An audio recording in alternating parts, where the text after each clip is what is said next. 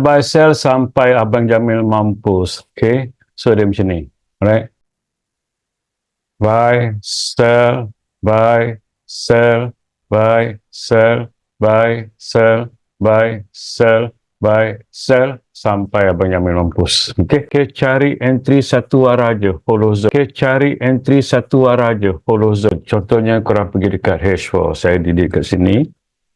Okay, dekat H4 ni korang tengok market is uptrend. So tugas korang bila H4 market uptrend saja, korang cari buy sahaja. Nampak? Cari buy sahaja. Satu trend line korang tarik dekat sini. Okay, padamkan ni. Dekat sini korang cari buy, pergi dekat 1 hour. Turun kepada 1 hour. 1 hour pun korang tengok lagi dia masih lagi uptrend.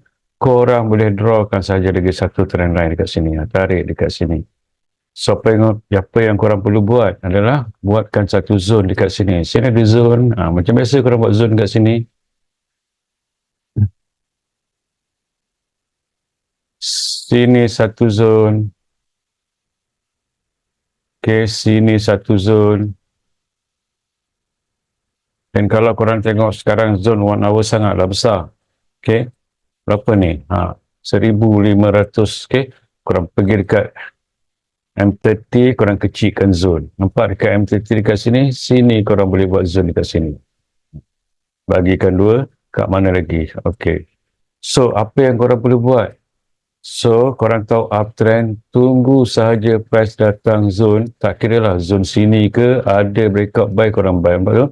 Dia naik dekat sini, dia turun dekat sini, ada breakout buy, nanti korang buy. Nampak je?